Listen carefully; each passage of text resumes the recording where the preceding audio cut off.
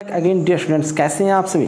तो पिछले वीडियो में हम लोग क्या देख रहे थे। पिछले वीडियो में हम लोगों ने देखा था प्रिंसिपल ऑफ वर्चुअल वर्क, इसके कॉन्सेप्ट को समझा था, कैसे वर्चुअल वर्क काम करता है, कैसे हम इक्विलिब्रियम वर्चुअल वर्क के कॉन्सेप्ट को लगा के हम अननोन फोर्सेस को निकाल सकते हैं। प्रिंसिपल वर्चुअल वर्क का प्रिंसिपल देखा था, कुछ इंपॉर्टेंट पॉइंट देखा था और procedure step by step procedure देखा था हम लोगों ने।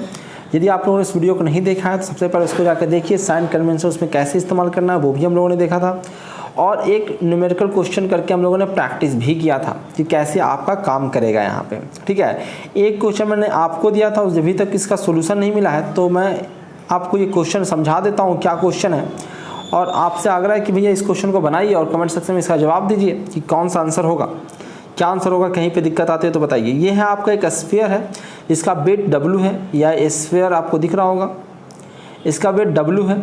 ठीक है, रेडियस R है। ठीक है, is supported by 2 rods of length L, 2 rod से सपोर्ट दिया गया है इसको। ठीक है, रॉड यहाँ पे फिक्स है। ठीक है, 2 रॉड से सपोर्ट दिया गया है जिसका लेंथ L है। As shown in the figure the value of P, 2 forces P लग रहे हैं। ठीक है, इसी P फोर्स का वैल्यू आपको निकालना है जिससे ये सिस्टम किस में रहे, इक्विलिब्रियम में रहे। ठीक है, तो इसको आप कैलकुलेट करके देखिए। इसको मैंने 2 मेथड से सोल्व किया है तो आप देख सकते हैं। बाकी हम लोग आगे क्वेश्चंस करते हैं। ये क्वेश्चन को मैं हूबहू क्वेश्चन को करा चुका हूँ पिछले क्लास में, ऐसा ही क्वेश्चन को देखा था। इसको अब हम लोग और फास्ट करने की कोशिश करते हैं। ऐसे ही क्वेश्चन को हम लोगों ने पिछले क्लास में किया था। ये वाला क्वेश्चन देखिए, ये वाला क्वेश्चन किया था तो इतना बड़ा मैंने बड़ा सा किया। ठीक है, इसमें हम लोग इसी को सॉर्ट करके देखेंगे कि, और ये तो मैंने पूरा प्रोसीजर फॉलो किया था कि कैसे कॉन्सेप्ट क्या कहता है और कंपैरेटिव एग्जाम में शॉर्ट में हमें बनाना कैसे है, तो वो हम लोग मैं तुम्हें इस क्वेश्चन में दिखा रहा हूँ। देखिए, आपको देखना है कि भैया ये एक अरेंजमेंट है ऐसे ऐसे। ठीक है, ये अरेंजमेंट है। यहाँ पे एक फोर्स लग रखा है Q और एक फोर्स लग रखा है यहाँ पे P। ठीक है, यहाँ पे फिक्स किया हुआ है, ये आपका है। हमें क्या करना होता है, देखना होता है P का डिस्प्लेसमेंट कितना होगा और Q का कितना होगा। अगर P को हम डिस्प्लेस करेंगे तो Q कितना डिस्प्लेस हो जाएगा, यही हमको देखना होता है। बस इन दोनों में रिलेशन अगर हमको पता लग गया तो हमारा काम बन जाता है। हमें बस निकालना क्या है कि P और Q में क्या रिलेशन होगा इस सिस्टम को इक्विलिब्रियम में बनाए रखने के लिए। ठीक है, तो ये आपका बर्डन के कॉन्सेप्ट से बन जाता है। जैसे हम लोगों ने कहा कि भैया अगर हम P को X से डिस्प्लेस करेंगे, बस यही आपको देखो क्या करना है। P को अगर हम जो P जहाँ पे जिस पॉइंट पे लग रहा है, P को नहीं, P जिस पॉइंट पे लग रहा है उस पॉइंट को हम लोग X से डिस्प्लेस करेंगे तो ये कितना डिस्प्लेस होगा, ये जो पॉइंट B पे लग रहा है वो पॉइंट कितना डिस्प्लेस हो जाएगा। ठीक है, तो देखिए अगर इसको हम X डिस्प्लेस करेंगे, डिस्प्लेसमेंट इसमें X होगा। ठीक है, तो X अगर उसमें डिस्प्लेस हो तो X से ये भी आगे बढ़ेगा, X से ये भी आगे बढ़ेगा, तो सब मिला के ये कितना आगे बढ़ जाएगा, 3x आगे बढ़ जाएगा ये। ठीक है, तो अगर हम लोग वर्क डन वाला कॉन्सेप्ट को लगाते हैं तो P जो है वो P A पॉइंट से A डैश पॉइंट पे आ गया है, तो इसका वर्क डन क्या हुआ, P इंटू A डैश।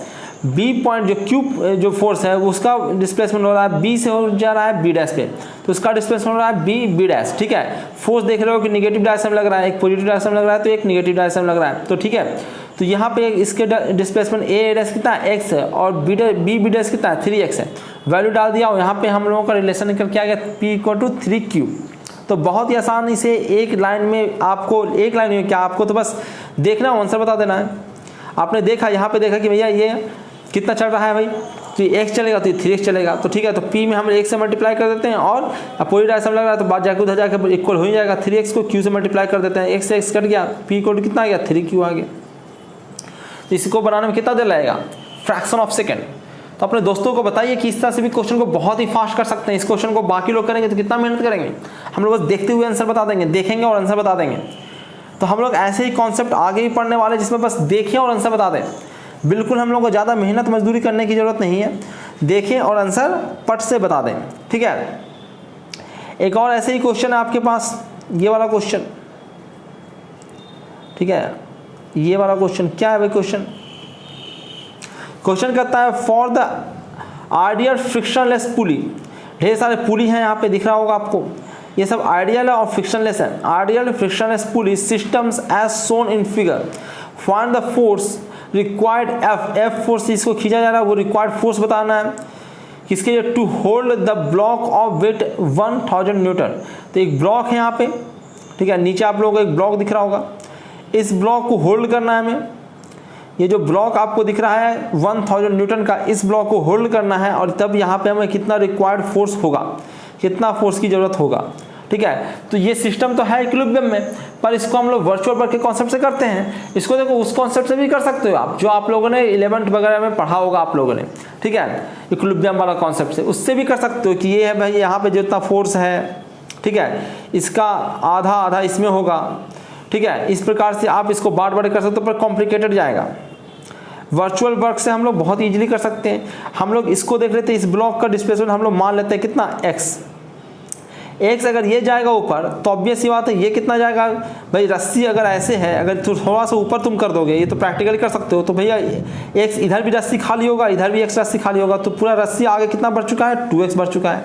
ठीक है, और ये चूंकि ऊपर गया तो ये भी पुली क्या होगा, थोड़ा सा ऊपर गया होगा, तो इसके कारण इधर भी x खाली होगा, इधर भी x खाली होगा। अगर इसको x ऊपर करोगे तो ये भी पुली तो x ऊपर जाएगा। समझ में आ रहा है? अगर ये पुली और ये पुली एक ही से अटैच है ना इससे, तो अगर ये पुली x ऊपर जाएगा तो ऑब्वियस सी बात है ये पुली भी x ऊपर जाएगा, और रस्सी यहाँ पे भी 2x खाली होगा और यहाँ पे भी रस्सी 2x खाली होगा, तो टोटल रस्सी कितना आगे बढ़ गया है, यहाँ पे 4x आगे बढ़ गया है। अगर इस बॉडी को x से ऊपर बढ़ाओगे, थोड़ा सा भी x से डिस्प्लेस करोगे, तो ये रस्सी आगे 4x से बढ़ जाएगा। ठीक है, तो अगर हम बर्डन की बात करें तो भैया नीचे फोर्स लग रहा है, न्यूटन है ना, ग्रेविटेशनल फोर्स लगेगा 1000 न्यूटन का, नीचे फोर्स लग रहा है और डिस्प्लेसमेंट ऊपर हो रहा है, तो माइनस में मैंने इसका बर्डन लिख रखा है -1000 इंटू एक्स। फोर्स इधर लग रहा है और डिस्प्लेसमेंट भी इधर ही हो रहा है, तो ये 4f इंटू 4x। ठीक है, इसको 0 के बराबर कर दिया है। वर्चुअल वर्क का सारा वर्क को हम लोगों ने किसके बराबर कर रखा है, 0 के बराबर। ठीक है, 0 के बराबर करेंगे तो 0 के बराबर क्यों कर रखा है, इक्विलिब्रियम में सारे फोर्सेस बैलेंस होता है, तो भैया वहाँ पर नेट आपका कोई बर्डन होता नहीं है, तो वो नेट बर्डन को हम लोगों ने 0 कर दिया है। 0 कर दिया है तो हम लोगों का फोर्स निकल के आ गया। तो कितना इजीली हो गया, कितना के लाइन लिखना पड़ा, एक लाइन से दूसरा लाइन में आंसर आ जाता है। समझाने में जो भी मेहनत लगा, तो आप प्रैक्टिस करोगे तो आपको आपके दिमाग में सब चीज़ें हो जाएगा, जैसे ही आप देखोगे वैसे ही क्वेश्चन हो जाएगा। ठीक है, चलिए अब नेक्स्ट क्वेश्चन में चलते हैं हम लोग। नेक्स्ट क्वेश्चन है हमारा, ये हैवी सा क्वेश्चन है। ये भी क्या क्वेश्चन है भाई, एक कॉम्प्लिकेटेड डायग्राम दिया हुआ है, इसमें और मैंने लाल पीला पेन से बनाया तो और आपको कॉम्प्लिकेटेड दिख रहा होगा। Determine the vertical force at G जो पॉइंट है उस पर वर्टिकल फोर्स जो ये P है, यही आपको निकालना है। ठीक है, मैंने रेड पेन से बनाया, जो भी मैंने एक्स्ट्रा इनपुट दिया क्वेश्चन सोल्व करने के लिए उसको रेड पेन से बनाया है। ब्लू पेन से जो बना हुआ वो आपका क्वेश्चन है, जो आपको क्वेश्चन दिया गया वो है, और सोल्व करने के लिए मैंने रेड पेन का इस्तेमाल किया है। तो आपको यानी कि रेड पेन से जो भी बना हुआ वो गिवन नहीं है। ठीक है, वो मैंने सोल्व करने के लिए बनाया है। Determine the vertical force at G to maintain equilibrium of the linkage shown below. तो एक लिंकेज दे रखा है, लिंक आपने पढ़ा होगा टॉम में, टॉम का ये पूरा कंप्लीट कोर्स बना हुआ है, वो अपलोडेड है, बहुत ही अच्छा से बना हुआ है, तो उसको आप लोग देख लीजिएगा। ठीक है, तो यहाँ पे एक लिंकेज है, उसका हमें निकालना है कि उस लिंकेज को इक्विलिब्रियम में बने रहने के लिए हमें ये P कितने फोर्स की रिक्वायरमेंट होगी। ठीक है, अब लिंकेज को समझते हैं किस तरह से। यहाँ देखिए, यहाँ पे ही दिया हुआ है, ठीक है, और लिंक आपका ये है, ऐसे दाएं बाएं कर करके ढेर सारा ऐसा मुश्किल सा बना रखा है। ठीक है, इस प्रकार से यहाँ पे एक फोर्स A पॉइंट पे लग रखा है 80 न्यूटन का। ठीक है, यहाँ पे भी हिंज है और यहाँ पे भी एक हिंज है। ठीक है, बाकी पॉइंट C D तो आप देख ही रखे हो, बाकी उसने डायमेंशन भी दे रखा है, यहाँ पे भी देखो तो कुछ कर रखा है, तो यह आपका 40 मीटर, बाकी सब कुछ दे रखा है। यहाँ पे तो कुछ ज़रूरत नहीं है, यहाँ पे कोई पॉइंट नहीं है ना, यहाँ पे कुछ नहीं है। ये पॉइंट दे रखा, वो तो ये पॉइंट इसलिए दे रखा ताकि आप ये डिस्टेंस जान सको। ठीक है, तो ये सब चीज़ें हैं, अब आपको निकालना है। तो कैसे हम निकालेंगे, तो हम लोगों ने क्या कि थोड़ा सा डिस्प्लेसमेंट करते हैं, थोड़ा सा इसको डुलाते हैं। ठीक है, थोड़ा सा हम लोग डुला के देखते हैं इसको, ताकि वर्चुअल वर्क तभी निकल पाएगा ना जब इसमें थोड़ा सा डिस्प्लेसमेंट करेंगे, और वो डिस्प्लेसमेंट भैया हम लोग उसका डिग्री ऑफ फ्रीडम है तभी डिस्प्लेसमेंट उसमें कर पाएंगे। तो हम हल्का सा डिस्प्लेसमेंट हम करने की कोशिश करते हैं। क्या मैंने डिस्प्लेसमेंट किया है, तो देखो कोई भी एक डिस्प्लेसमेंट करो, मान लेते हैं ये अगर डिस्प्लेसमेंट हम लोगों ने थोड़ा सा रोटेट किया है, तो मान लेते हैं अगर थोड़ा सा रोटेट किया तो ये अगर ऐसे रोटेट हो गया, ये P ऊपर ही लगा रहे हो ना, तो ये मान लेते हैं थोड़ा सा ऊपर की रोटेट हो गया है। ठीक है, तो मान लेते हैं कितना रोटेट हो गया है, D5, वो छोटा सा एंगल D5 रोटेट हो गया। अगर D5 रोटेट होगा तो ये जो G पॉइंट है वो कहाँ जाएगा, G डैश पे। ठीक है, मैंने थोड़ा सा रोटेट किया, तो इस प्रकार से आगे भाई किसी भी डायरेक्शन में रोटेट कर सकते हो, जरूरी नहीं है कि आप इसी डायरेक्शन में रोटेट करो, इस डायरेक्शन में रोटेट कर सकते हो, ठीक है। तो जहाँ भी आपको सुविधा हो, क्योंकि आप भाई ऐसे भी तो आप कर रहे हो, कैसा रोटेशन कर रहे हो, वर्चुअल भी है ना, ये डिस्प्लेसमेंट जो है वर्चुअल डिस्प्लेसमेंट है, अपने मन से कर रहे हैं तो किधर भी कर सकते हो, थोड़ा बहुत इधर उधर डुला के, ठीक है। तो कहीं भी आप कर सकते हो। तो हमने क्या किया, नीचे इसको थोड़ा सा डिस्प्लेस कर दिया, तो ये आपका यहाँ आ गया है, तो ये आपका D5 हो गया है, ठीक है। D5 अगर ये होगा तो पूरा लिंक ऐसे ऐसे जुड़ा हुआ है ना, अगर इसको D5 थोड़ा सा नीचे करोगे तो ये भी D5 थोड़ा सा ऊपर चला जाएगा, क्लियर है। तो ये भी डिस्प्लेसमेंट कितना होगा, D5 होगा, और ये D पॉइंट कहाँ जाएगा, D डैश पे आ जाएगा। पर आगे ऐसा नहीं होगा, आगे अगर देखिए तो यहाँ पे देखो, ये देखो स्लाइड करने के लिए बनाया हुआ, स्लाइडर बनाया हुआ है, तो ये आगे स्लिप हो जाएगा। तो ये अगर यहाँ से यहाँ आ गया तो इसका मतलब ये नहीं है कि ये भी उतना ही आगे जाएगा, नहीं। तो ये जरूर डिस्प्लेस होगा, ये जरूर डिस्प्लेस होगा, क्योंकि फोर्स यहाँ लग रहा है तो ये भी डिस्प्लेस होगा, पर एंगल सेम नहीं होगा। तो यहाँ पर D थीटा लिया है और ये पूरा का पूरा एक ही लिंक है, तो ये अगर D थीटा इधर जाएगा तो ये भी नीचे आएगा उतना ही, कितना, D थीटा, ठीक है। तो इस प्रकार का हमने कर लिया। अब देखना है कि भैया हमको रिलेशन जानना पड़ेगा, D5 और D थीटा में क्या रिलेशन है, ये हमें जानना पड़ेगा। तो देखो CC डैश और DD डैश ये बराबर होंगे, CC डैश और DD डैश बराबर होंगे, ठीक है। ये हम लोगों को ध्यान रखना है भाई। अगर जितना ये अगर उठ के यहाँ आ गया, देखो ये पिन किया हुआ है, ऐसा नहीं कि पूरा का पूरा स्लाइड हो रहा है, ठीक है। ये पिन किया हुआ है, पिन किया हुआ, तो ये अगर यहाँ जितना आएगा, ठीक है, अगर DD डैश जितना होता है उतना ही कितना होगा, CC डैश होगा, ऐसा ही होगा। तो अब हम लोग क्या कर सकते हैं, अब हम लोग इसको CC डैश को निकालेंगे। CC डैश कैसे निकलेगा, तो CC डैश निकलेगा इस ट्रायंगल में, चले जाओ आप, ये निकालना है। तो क्या कर ले हम लोग, ये वाली हाइट इंटू ये वाली एंगल, ये वाली हाइट कितना है तो 40 mm, और इसको D थीटा से हमने मल्टीप्लाई कर दो, CC डैश निकल गया। सेम अगर हम इसमें चलेंगे तो ये वाली हाइट में चलेंगे, इस ट्रायंगल में चलेंगे, इस ट्रायंगल में ये पूरा कितना है 80 है, 80 इंटू D5 अगर करेंगे तो ये वाला हाइट निकल के आ जाएगा, ठीक है। ये निकल के आ गया, तो 80 इंटू D5 किसके बराबर है, D डैश के बराबर। तो आपका D थीटा इक्वल टू क्या आ गया, 2D5। ये बहुत इंपॉर्टेंट क्वेश्चन है, इस प्रकार के क्वेश्चन आते हैं, कॉम्प्लिकेटेड क्वेश्चन, ठीक है। मैकेनिकल इंजीनियरिंग में खास करके क्वेश्चन आते हैं, ठीक है। तो आप समझ में आ गया कि हम लोग इतना रिलेशन हम निकाल के ला चुके हैं इस डायग्राम से। अब हम लोग एक एक का टॉर्क लिखना शुरू करते हैं। अब 80 न्यूटन जो फोर्स है इसका हम लोग देखते हैं। तो फोर्स लग रहा है और डिस्प्लेसमेंट हुआ, तो फोर्स इंटू डिस्प्लेसमेंट हमने कर लिया। फोर्स इंटू डिस्प्लेसमेंट, चाहो तो आप टॉर्क से आप वर्क डन वहाँ भी लिख सकते हो, या फिर सिंपल आप लीनियर वर्क डन भी लिख सकते हो, ठीक है। वर्क डन तो वर्क डन होता है, लीनियर क्या और सर्कुलर क्या, ठीक है, वर्क डन एक ही होता है। तो हम लोग क्या करेंगे, फोर्स ये लगा और ये पॉइंट चल के यहाँ आ गया A डैश, तो मैंने किया 80 इंटू A डैश, ठीक है। दोनों चीज़ एक ही है, मैं फिर से बता दूँ, आप W निकालो F इंटू DS, इस फॉर्मूले से निकालो, सॉरी, या फिर W जो है इस फॉर्मूले से निकालो T D थीटा, दोनों से एक ही वैल्यू आएगा, दोनों सेम वैल्यू आएगा, ध्यान रखिएगा। तो ऐसा नहीं है कि दोनों से अलग अलग वैल्यू आने वाला है। वर्क डन तो भैया काम जो किया सो किया, चाहे वो घुमाने में काम करो या फिर लीनियर आप उसको डिस्प्लेसमेंट करने में काम करो, ठीक है। तो हमने क्या किया, इस फोर्स को A डैश से मल्टीप्लाई कर लिया है, तो इसका वर्क डन निकल के आ गया। अब और कहाँ पे फोर्स है, और कहीं पे फोर्स दिख रहा है, तो यहाँ पे एक लगा हुआ रखा है मूवमेंट, 18 न्यूटन मीटर का मूवमेंट लगा रखा है, तो उसका भी हम लोग वर्क डन निकाल लेते हैं। वर्क डन तो एक ही होता है, चाहे वो कैसे भी वर्क डन निकालो। तो हम लोगों ने ये लिया और इसका एंगुलर डिस्प्लेसमेंट ले लिया, तो 18 इंटू D5 ले लिया, ठीक है। उसके बाद देखो मैं जानबूझ के यहाँ पे लीनियर वाला ले रहा हूँ, क्यों, क्योंकि फोर्स से पहले हमको टॉर्क निकालना पड़ जाएगा, फिर टॉर्क से हमको डिस्प्लेसमेंट उससे एंगुलर डिस्प्लेसमेंट मल्टीप्लाई करना पड़ेगा। तो उससे बढ़िया हम लोगों ने क्या कर लिया, A डैश कर लिया। A डैश जैसे ही पुट करोगे ना तो अपने आप टॉर्क इंटू, ये देखो ये आ गया ना, ये दोनों मिलकर क्या बन जाएगा, टॉर्क बन जाएगा, और ये एंगुलर डिस्प्लेसमेंट बन जाएगा। तो आगे चल के खुद ही उसमें चल जाएगा, कन्वर्ट हो जाएगा। तो आप लोग यदि आप ये सोच रहे हो कि दोनों अलग अलग चीज़ें होता है, तो नहीं, वर्क डन एक ही होता है, चाहे वो जैसे आप निकालिए, ठीक है। ये भी एक कॉन्सेप्ट है, कुछ लोगों को पता होगा, कुछ लोगों को नहीं पता होगा, ठीक है। तो यहाँ पे मैंने इसको लिख लिया, उसके बाद मैंने P का भी लिखा है, P जो ऊपर फोर्स लग रहा है तो उसको मैंने माइनस लिख लिया है, और डिस्प्लेसमेंट मैंने नीचे लिया है, तो डिस्प्लेसमेंट को प्लस में लिया है, क्योंकि सारा नीचे वाला को हम लोग क्या ले रहे हैं, प्लस ले रहे हैं। तो G डैश कर लिया है।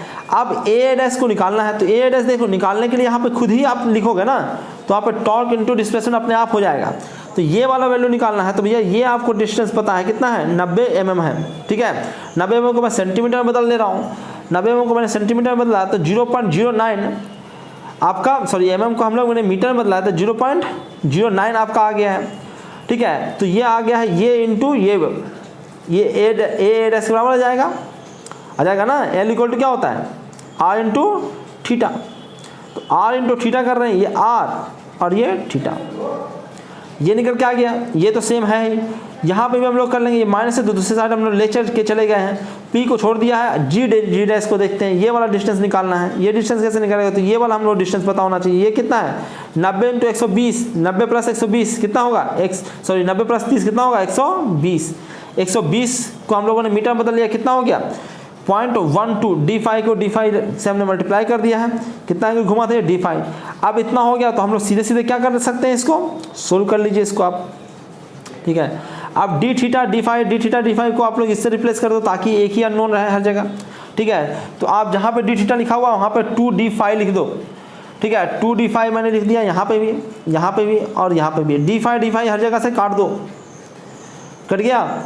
बाकी आप सोल्व करो तो P आपको निकल के आएगा 270 न्यूटन का ऊपर की ओर फोर्स, क्योंकि ऊपर तुमने माना ही है और प्लस में आ गया तो भैया वो सही वैल्यू आ गया, तो भैया वही फोर्स आ गया है।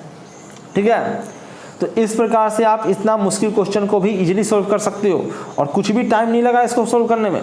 ठीक है, ये आपका 2 नंबर में आ जाएगा और आराम से आप इस क्वेश्चन को बना सकते हो गेट एग्जाम में। ठीक है, विदिन 1 से 2 मिनट में, 1 से 2 मिनट, वो भी कैलकुलेशन वगैरह में अगर आपको समय लगेगा तो लगेगा, वरना बहुत ही आसान क्वेश्चन है ये। ठीक है, एक और क्वेश्चन है इसी प्रकार का क्वेश्चन क्या है भाई, determine the couple M that must be applied on member DEFG। जो आगे वाला क्वेश्चन है, पिछला क्वेश्चन उसी का क्वेश्चन है ये। DEFG कहाँ दिख रहा है, DEFG, DE और F और G, इसमें हम कितना टॉर्क लगाएं, ठीक है, कितना मूवमेंट लगाएं, जो क्या कपल लगाएं, कपल M कितना होना चाहिए। For the previous question instant of vertical force, G force जो तुम लगाया उसकी जब हम कपल लगाना चाहते हैं, so as the maintaining equilibrium of the linkage का इक्विलिब्रियम बनाने के लिए मैं कितना फोर्स लगाना चाहिए, सब चीज़ सेम ही हो जाएगा। ठीक है, बस यहाँ पे ये फोर्स है, उसके यहाँ पे क्या लिख लो, M लिख लो, और डिस्प्लेसमेंट उसका देख ही लो कितना हो रहा है, d5 हो रहा है, तो d5 लिख लो, सोल्व कर लो, सोल्व करोगे अपने आप आंसर आ जाएगा, M निकल के आ जाएगा। तो देखो दिख ही रहा है कितना आसान है, 2-3 लाइन में बन जा रहा है क्वेश्चन। 2 नंबर का रहेगा तो 2 नंबर के लिए 3 मिनट का समय रहता है, 3 मिनट क्या, ये 1 से 2 मिनट में क्वेश्चन बन जाएगा। ठीक है, चलिए आगे चलते हैं। आगे हम लोग का टाइप ऑफ इक्विलिब्रियम पढ़ना है, जिसको हम लोग नेक्स्ट वीडियो में पढ़ेंगे। इस वीडियो में हम लोग इतना ही रखते हैं। उम्मीद करते हैं आपको अच्छा लगा होगा, मज़ा आया होगा, समझ में अच्छे से आया होगा। अगर कुछ दिक्कत आ रही है तो कमेंट सेक्शन में आप मुझसे पूछ सकते हैं, और यदि नहीं आ रही है तो अपने दोस्तों की भी मदद करें। देख रहे हैं कि हम लोग कितना, इस तरह का वीडियो ना आपको यूट्यूब पे नहीं मिलेगा। यूट्यूब पे कॉन्सेप्ट हो सकता है मिल जाए, पर इस तरह से IIT के क्वेश्चन, गेट के क्वेश्चन को इतनी आसानी से सोल्व करने का तरीका, सोल्व कर करके दिखा हुआ हो, मुश्किल से एक आध क्वेश्चन वो दिखा दें। पर मैं यहाँ देख रहा हूँ कि जितना आपको क्लास में कराया जाता है उतना ही अगर ऑफलाइन क्लास भी करोगे तो इतना से ज़्यादा क्वेश्चन आपको प्रैक्टिस नहीं कराया जाएगा। इसके अलावा प्रैक्टिस करना है तो आप गेट वगैरह के जो प्रीवियस क्वेश्चन हैं उसको कीजिए। जो क्वेश्चन नहीं बनता है उसको आप मुझे कमेंट सेक्शन में बता सकते हो। उसको जो भी वहाँ पे फ्रेंड आपके होंगे वही आपको करके बता देंगे। नहीं बताएगा तो मैं आपको उसको डिस्कस करूँगा, सारे क्वेश्चन कलेक्ट करूँगा, उस पर एक वीडियो आपका बन जाएगा। ठीक है, तो आप लोग इसको शेयर कर दीजिए, अपने दोस्तों के पास शेयर कर दीजिए। यदि आप लोगों ने चैनल को सब्सक्राइब नहीं किया, सब्सक्राइब कर लीजिए, बेल आइकन क्लिक कर लीजिए। देखो यूट्यूब के साथ सबसे ज़्यादा दिक्कत यही है कि यूट्यूब पे लोग पढ़ने आते हैं पर इधर उधर का वीडियो देखने लगते हैं। ठीक है, तो यदि आप लोग चैनल को सब्सक्राइब करके रखोगे तो आपको इसी चैनल का वीडियो दिखेगा। तो जब भी आप खोलोगे तो आप पढ़ने का मन नहीं भी रहेगा ना, तो तब भी कुछ ना कुछ वीडियो आप देख लोगे। ठीक है, और अगर सब्सक्राइब करके नहीं रखोगे तो अनग्रंथ कुछ भी इंटरटेनमेंट वाला वीडियो आता रहेगा और उस पर क्लिक करके आप समय बर्बाद करते रहोगे। तो चैनल को सब्सक्राइब करके रखिए और आलतू फालतू चीज़ों से दूर रहिए। ठीक है, चलिए इस वीडियो में इतना ही रखते हैं। बहुत बहुत धन्यवाद आप लोगों का। इस वीडियो को शेयर कीजिएगा, लाइक कर लीजिएगा, सब्सक्राइब कर लीजिएगा चैनल को। बहुत ही मेहनत से वीडियो बनता है। यदि आप लोग सपोर्ट करोगे तो और बेहतर से बेहतर मैं बना के देने की कोशिश करूँगा। अगर नहीं करोगे तो फिर ये थोड़ा सा रुक जाएगा, डिले हो जाएगा। चलिए, थैंक यू वेरी मच। इस वीडियो में इतना ही था।